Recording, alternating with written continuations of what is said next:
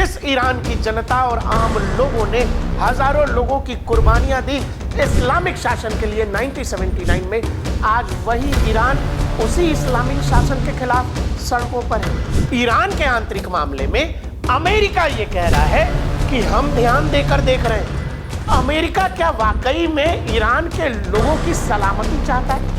America या Israel को Iranians के लाइफस्टाइल से, उनकी बदलती अर्थव्यवस्था से या आगे बढ़ने या गिरने से उनको कोई मतलब नहीं। आपके घर की लड़ाई में जब बाहर वाला आपसे ये कह रहा हो कि हम आपके साथ हैं, तो इसका बहुत सारा मतलब है।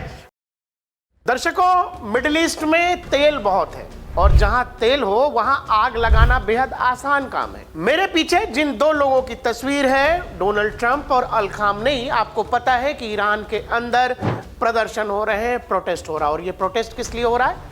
कहने के लिए ये प्रोटेस्ट महंगाई, बेरोजगारी, गरीबी के खिलाफ है, जिसमें आम जनता डेथ टू डिक्टेटर, मौलाना को हटाओ, मौलाना को फांसी दो, ऐसे नारे लगा रही है।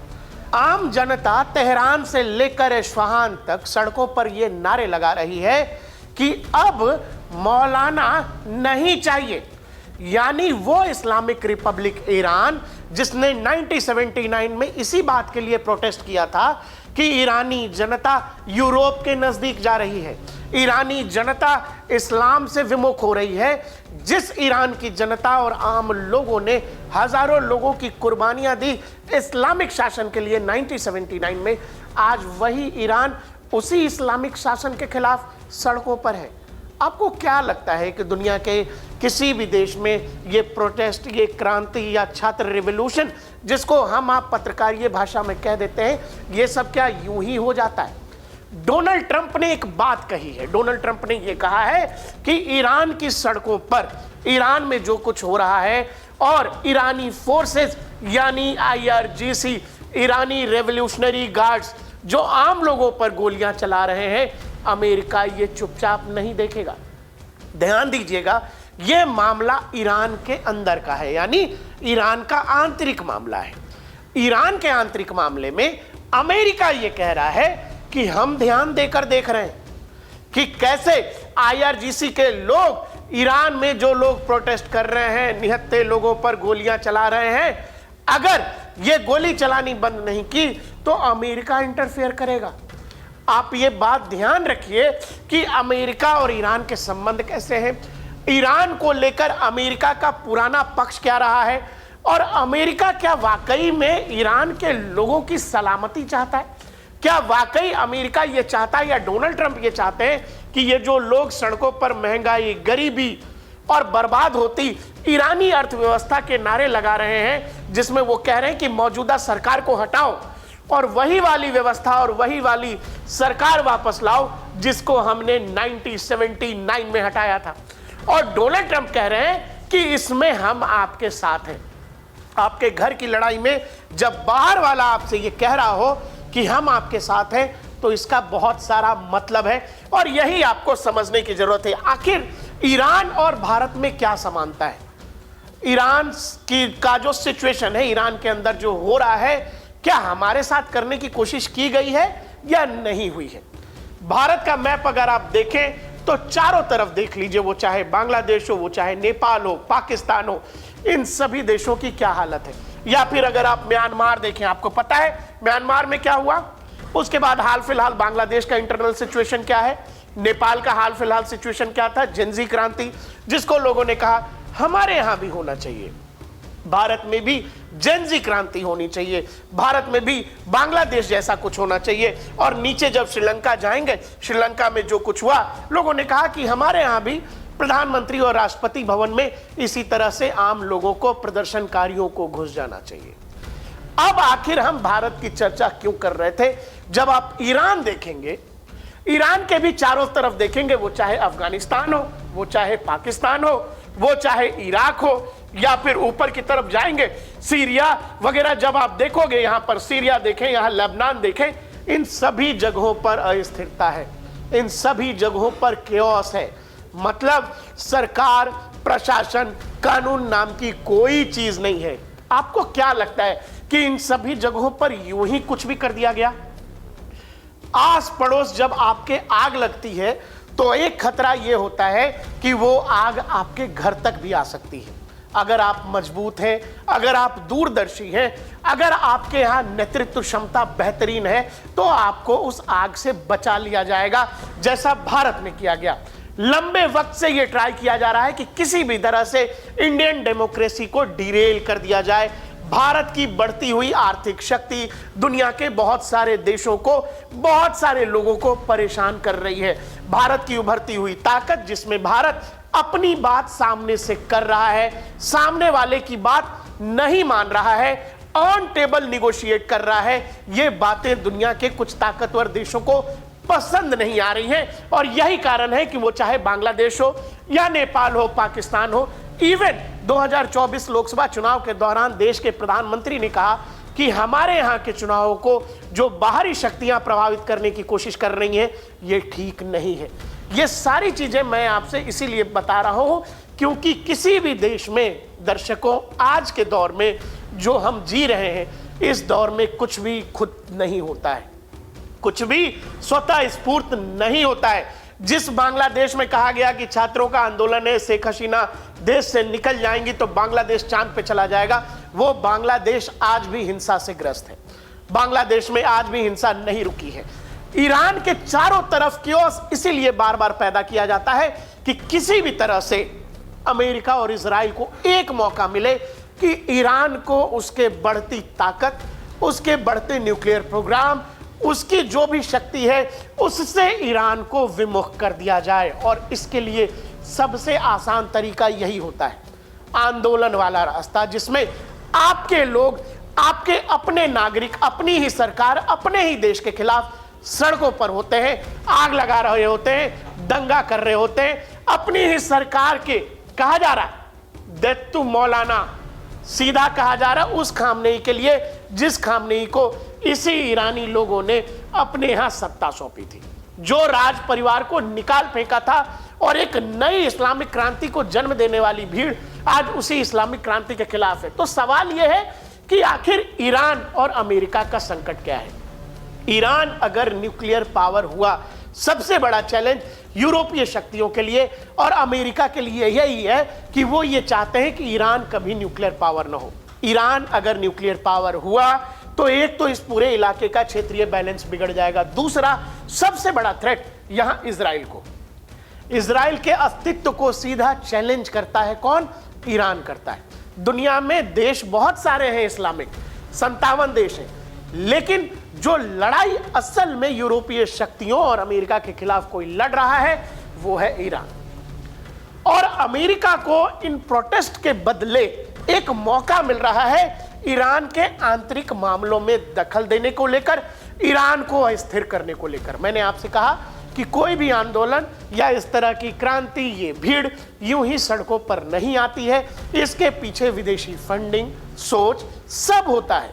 और बगैर फंडिंग के ऐसा कर पाना नामुमकिन काम है।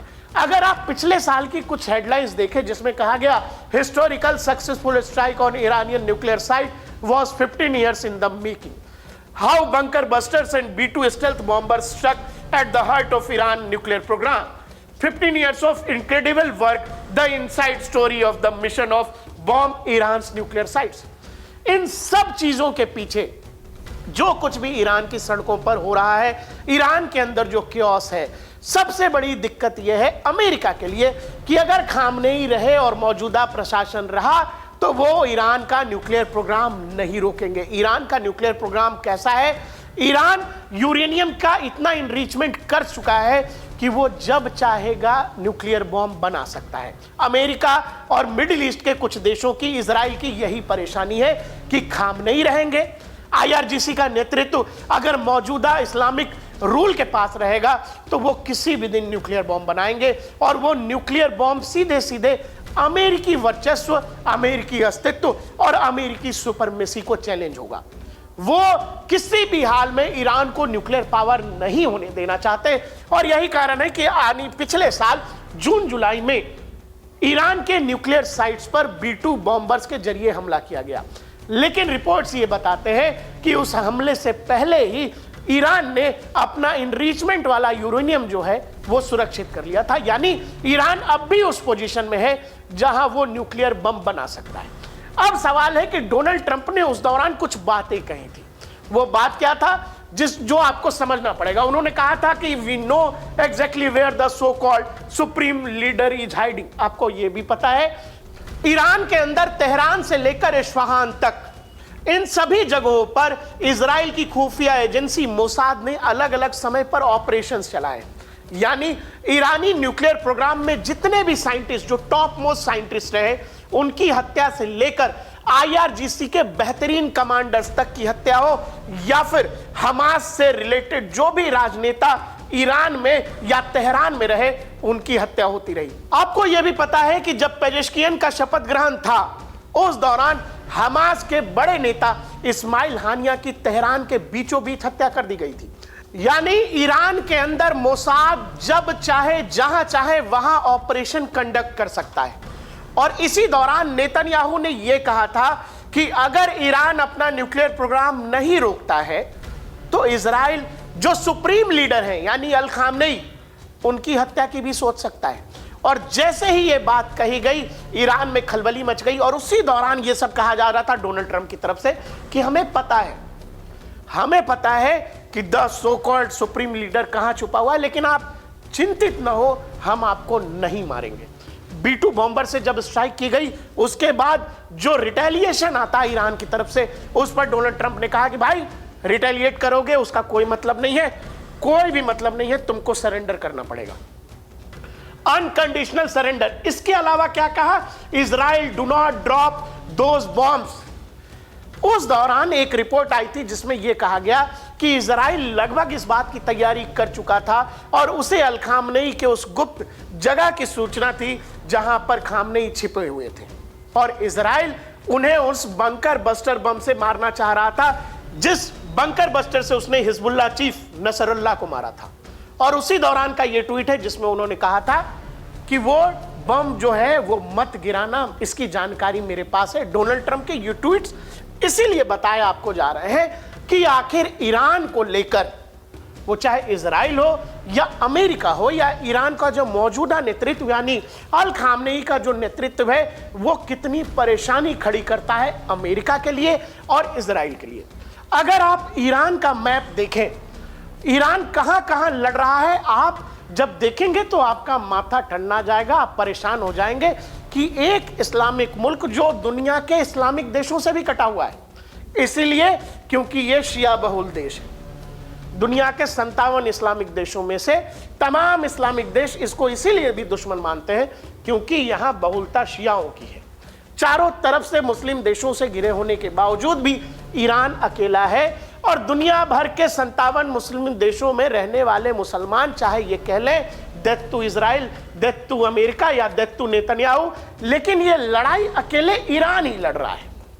वो चाहे सीरिया में हो, वो चाहे हमास के जरिए गाजा में हो, या फिर हुती विद्रोहियों के जरिए यहां पर लड़ रहा हो।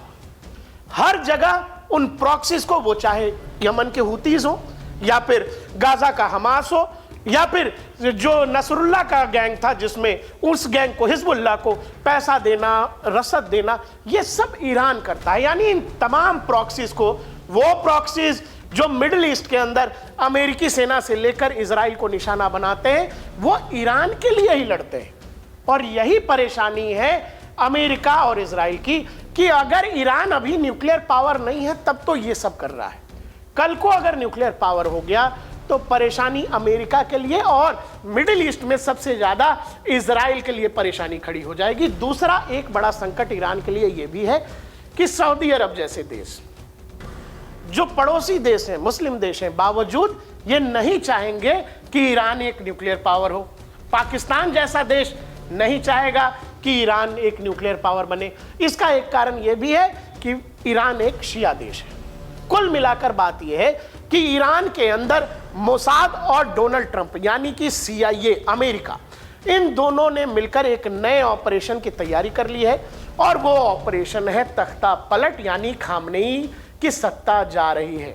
हमने आपको वीडियो की शुरुआत में भारत का मैप इसलिए भी दिखाया था कि ये जो देशों में, अलग अलग देशों में छात्र क्रांति आंदोलन, महंगाई के नाम पर, बेरोजगारी के नाम पर, गरीबी के नाम पर, ये जो आंदोलन होते हैं ये यूं ही नहीं होते। इनमें खुफिया एजेंसियों की संलिप्तता होती है और इस हिसाब से होती है कि अगर उनके हिसाब की सरकार किसी देश में नहीं है, यानी खासकर अमेरिका और यूरोपीय देशों की बात करें तो फिर वो क्या करते हैं, वो तख्ता पलट का रास्ता अपनाते हैं, जहां वो फिर बाद में अपनी पिट्ठू सरकार बनवाते हैं और अपने हिसाब से काम करते हैं। अमेरिका या इजराइल को ईरानियंस के लाइफस्टाइल से, उनकी बदलती अर्थव्यवस्था से या आगे बढ़ने या गिरने से उनको कोई मतलब नहीं। उनका एक ही मकसद है, वो मकसद है ईरान की बर्बादी, ईरान की तबाही, और किसी भी हालत में ईरान न्यूक्लियर पावर नहीं होना चाहिए। और इसीलिए ये 90 साल का आदमी जिसका नाम आयतुल्लाह खामनेई है, ये अमेरिका के डोनाल्ड ट्रंप और इजराइल के बेंजामिन नेतन्याहू को परेशान कर रहा है। देखते रहिए DNP इंडिया, हर खबर भरोसे के साथ।